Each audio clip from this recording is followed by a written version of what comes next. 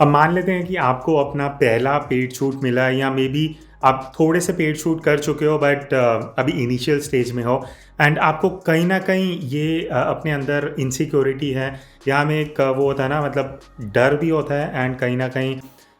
Excitement भी होती है but at the same time थोड़ा डर ज़्यादा होता है कि हमारा पेड शूट है एंड ऐसा ना हो कि हम किसी से पैसे लेके शूट कर रहे हैं बट जो हम शूट करें वो उतना अच्छा ना आए बिकॉज़ ये चीज़ आई कैन कंप्लीटली अंडरस्टैंड। मैंने जब आज से मे बी 8 साल पहले अपना पहला पेड असाइनमेंट करा होगा, मुझे सेम फ़ियर था और बल्कि यही नहीं अगर आज भी मैं कोई पेड असाइनमेंट करता हूँ, तो एक 1 दिन पहले या मे बी जब नेक्स्ट डे शूट होता है उससे 1 रात पहले, ये कहीं न कहीं डर होता है कि जो हम शूट करेंगे बिकॉज़ कोई हमें पे कर रहा है और वहाँ पे जो रिस्पॉन्सिबिलिटी होती है कि हमें जो उन्हें आउटपुट देना है वो उतना ही अच्छा होना चाहिए। कहीं ये ना हो कल को वो कह दें कि हम पे नहीं कर रहे हैं या जो भी कॉन्सिक्वेंसेस होते हैं, शायद आपको पता हो, शायद ना पता हो। तो इस वीडियो में मैं अपने कुछ ऐसे एक्सपीरियंसेस आपके साथ शेयर करूँगा, जो मुझे लगता है आपको हेल्प करेंगे अपने पेड शूट में, मेबी चाहे वो पहला पेड शूट हो या दूसरा, तीसरा, चौथा जो भी। तो क्योंकि मैंने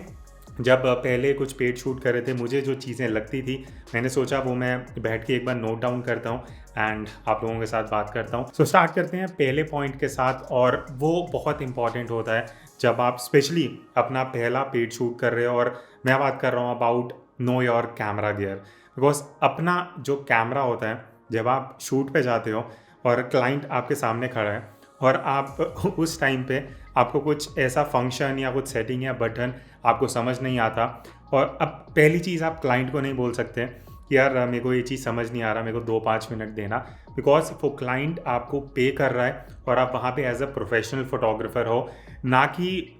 किसी क्लाइंट के कुछ फ्रेंड या फैमिली मेंबर जो बहुत कैजुअली काम कर सकते हैं। आपको वहाँ पे एज़ अ प्रोफेशनल दिखाना भी पड़ेगा अपने आप को और उस सिचुएशन में आप ये नहीं बोल सकते कि मुझे इस सिचुएशन में एक्सपोज़र सेट करना नहीं आ रहा है या मे बी मुझे बटन नहीं मिल रहे, सेटिंग नहीं मिल रही। तो वो चीज़ बहुत इंपॉर्टेंट है। इसलिए जब भी आप अपना पहला पेड शूट या पेड असाइनमेंट लेते हो, तो ये चीज़ ध्यान रखना आप अपने कैमरा को बहुत अच्छे से जानते हो,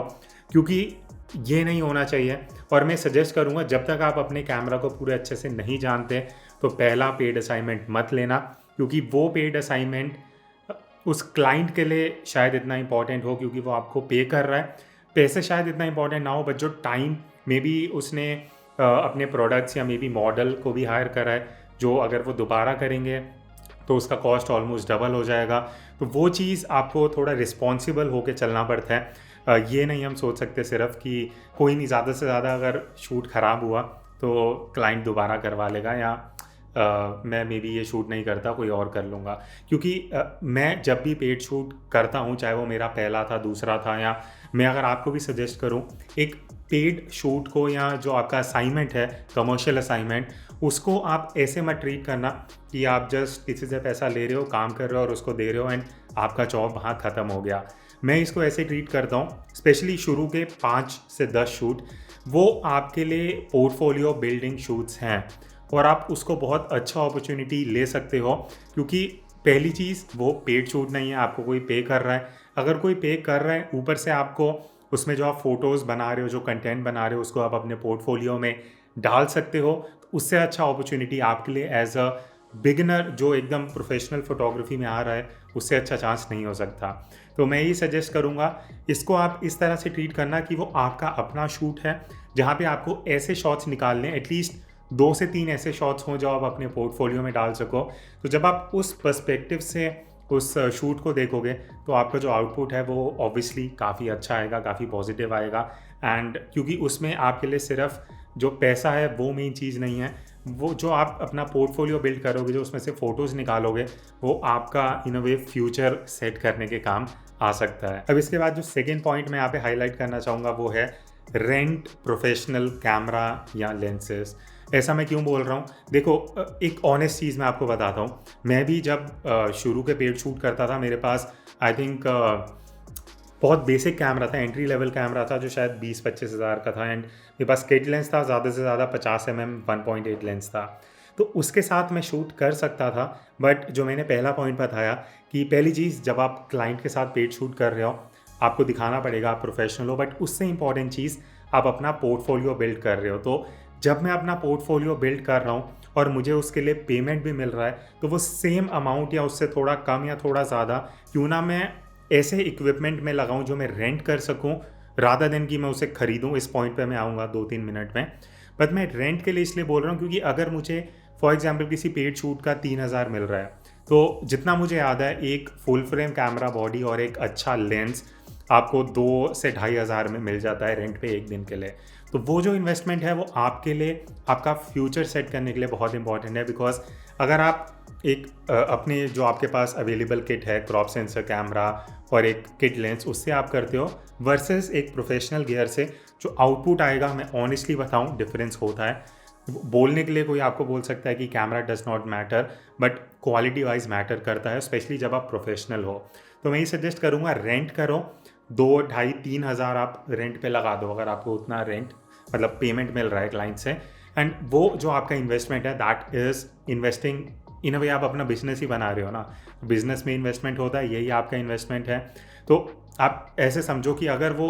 शूट फ्री होता और आप रेंट करके करते तो आपकी जेब से पैसा जाता। अभी जो आपको पैसा मिल रहा है, या तो आप वो पैसा रखो, उसको शूट होने के बाद अगले दिन पार्टी में उड़ा दो, या उसको आप वापस इन्वेस्ट करो एंड उससे आप अपना मल्टीप्लाई कर सकते हो इन फ्यूचर। सो मेरा यही पर्सपेक्टिव है। नेक्स्ट चीज़ जो मैं बोल रहा था खरीदने वाला, अब मैंने बहुत लोगों को देखा है, अगर उन लोगों को पहला कैमरा या लेंस खरीदना है वो ऐसा चाहिए जो एकदम प्रोफेशनल हो। देखो अगर आप अफोर्ड कर सकते हो उसमें कुछ गलत नहीं है, गो फॉर इट। बट ऐसा ना हो कि आप ईएमआई पे ले रहे हो या आप उस अप्रोच से जा रहे हो कि आपको महीने में 2 या 3 पेड शूट मिल रहे हैं। अब आप कैलकुलेट करो, अगर मुझे 3000 पर डे भी रेंट पे मिल रहा है, मुझे 3 शूट भी मिल रहे हैं, 4, तो 10 से 12 हज़ार महीने का खर्चा है। और अगर मैं कैमरा और लेंस खरीदता हूँ अराउंड 2-2.5 लाख का है, तो अगर आप महीने में 8 से 10 शूट कर रहे हो तब तो लॉजिक बनता है कि आप खरीद लो, वो ज़्यादा आपको बेटर पड़ेगा। बट रेंट आप तब कर सकते हो अगर आपकी क्वांटिटी ऑफ शूट्स कम है इनिशियली। जब आपको लगे आपके शूट्स बढ़ रहे हैं तब आप खरीद सकते हो। बट रेंट करने में मुझे कहीं ना कहीं लगता है थोड़ा बेनिफिट है। आप देखो अगर आपको लग रहा है कि इन फ्यूचर आपको अच्छा रिटर्न मिल रहा है तो ऑब्वियसली आप खरीद सकते हो, नहीं तो आप रेंट करके शूट कर सकते हो। मुझे जहाँ तक याद है मैंने पहले 2 साल कैमरा और लेंसेज रेंट करे हैं। आई वॉज लकी इनफ कि मेरे जो फ्रेंड थे मेरे को उनसे मैं बोरो कर लेता था। सो ये एक पर्सपेक्टिव है जिससे आप देख सकते हो जब आप पहले कुछ पेड शूट्स करने का सोच रहे हो। अब जब हम शूट्स करते हैं, चाहे वो फैशन शूट हो, वेडिंग, कोई भी ऐसा पेड शूट जहाँ आपको असाइनमेंट मिल रहा है, एक कोई लोकेशन होगा जहाँ पे आप शूट करोगे, चाहे वो क्लाइंट का स्टूडियो हो, आउटडोर लोकेशन हो, वेडिंग है तो कोई जो भी स्पेस है, ओपन स्पेस है, क्लोज्ड है, बैंकेट हॉल है, मैं सजेस्ट करूँगा वहाँ पे आप 1 या 2 दिन पहले जाओ। बहुत सी रीज़न्स हैं, मैं आपको एक्सप्लेन करता हूँ बिकॉज ये वीडियो बहुत लंबा चौड़ा है। पहली चीज़, जब आप शूट करने जाते हो एज अ फोटोग्राफर और आप, जैसे मेरा अभी शूट है और मैं अभी वहाँ पहुँचा, मुझे टाइम लगेगा ये देखने में कि भाई लोकेशन क्या है, मैं कैसे अपना लाइटिंग कहाँ लगा सकता हूँ, मैं कहाँ से क्या एंगल ले सकता हूँ, क्या शॉट ले सकता हूँ। और हो सकता है आपके पास उसके लिए टाइम ना हो, आप जैसे ही पहुँचे आपको शूट शुरू करना है एंड आपके माइंड में बहुत चीज़ें चलेंगी, कैमरा सेटिंग्स, क्या फ्रेम रखना है, क्या लाइटिंग, लोकेशन क्या है, आप वो भी साथ साथ देख रहे होगे एंड उस प्रोसेस में कहीं ना कहीं आपका जो क्रिएटिव फ्लो है वो ब्रेक हो सकता है। तो मैं ये सजेस्ट करूँगा अगर पॉसिबल हो वो लोकेशन, या तो आप पहले विजिट कर चुके हो तो आप क्लाइंट को सजेस्ट कर दो कि भाई ये लोकेशन रख लो, बिकॉज मैं यहाँ पहले आ चुका हूँ और मुझे पता है कि कहाँ क्या शॉट्स निकल सकते हैं। या दूसरा पर्सपेक्टिव हो सकता है आप 1-2 दिन पहले जाओ, पूरा रेकी कर लो अच्छे से, पूरा लोकेशन देख लो एंड मे बी आप फ़ोटोज़ ले सकते हो अपने फ़ोन से कि भाई ये फ्रेम अच्छा है, मैं कल यहाँ पे कुछ बनाऊँगा। या आप उसका वीडियो बना के आ जाओ, घर बैठो, उस वीडियो को देखो एंड प्लान करो कि यहाँ पे ये फ्रेम है, ये अच्छा शॉट आ सकता है, मैं ये लूँगा। तो वो जो प्लानिंग है, जब आप नेक्स्ट डे शूट में जाओगे और अपने क्लाइंट को आप ये बताओगे कि मे बी आपके माइंड में पहले से क्लियर है कि भाई मुझे यहाँ ये फ्रेम चाहिए, यहाँ ये चाहिए, तो एक चीज़ client would be really impressed कि भाई आपको ये कैसे पता है एंड आपने जो एक्स्ट्रा एफर्ट्स डाले, मे बी जो नेक्स्ट उनका शूट होगा या नेक्स्ट जो भी सीरीज़ ऑफ शूट्स हैं वो किसी और की बजाय आपको मिल सकते हैं। तो ये कुछ थोड़े एफर्ट्स हैं which can help you get assignments in future. अब एक बहुत इंपॉर्टेंट चीज़ जो मैं खुद की गलती से मैंने सीखा है, दैट इज़ स्पेयर बैटरी और स्पेयर मेमोरी कार्ड्स कैरी करना। आई नो शायद आप इनिशियली ना अफोर्ड कर सको, मे बी आप अपने फ्रेंड से बोरो कर लो या हो सके तो उसमें इन्वेस्ट करना इनिशियली, चाहे आप एक कैमरा या लेंस ना लो। बिकॉज होता क्या है, जब आप बाहर शूट पे हो, आपको क्लाइंट ने बोला कि भाई 4 घंटे का शूट है, और मैं ऑनेस्टली बता रहा हूँ, आप में से काफ़ी लोग रिलेट करोगे, अगर वो 4 घंटे का शूट बोला जाता है तो वो 4 घंटे का नहीं होता, वो एटलीस्ट 6 से 8 घंटे का शूट हो ही जाता है। वो डिले होता है या कुछ ना कुछ करके वो एक्सटेंड हो जाता है। तो उस हिसाब से अगर आप सोच रहे हो कि आपकी एक बैटरी है जो 4-5 घंटे चल जाती है, तो मे बी हो सकता है बैटरी ख़त्म हो सकती है। एंड अगर आपके पास बैकअप बैटरी नहीं है तो आप ऑन लोकेशन क्लाइंट को ये नहीं बोल सकते कि मेरा कैमरे की बैटरी ख़त्म हो गई तो मैं शूट कंटिन्यू नहीं कर सकता, बिकॉज वो बहुत नेगेटिव इंप्रेशन डालता है। सिमिलरली मेमोरी कार्ड के साथ अगर आप वीडियो शूट कर रहे हैं, फ़ोटोज़ भी शूट कर रहे हो रॉ में, रॉ प्लस जेपेग, एंड आपका कार्ड 8 या 16 GB का है, या वो फिल हो गया गलती से, आपको नहीं याद रहा पुराना डेटा हटाना, तो वहाँ पे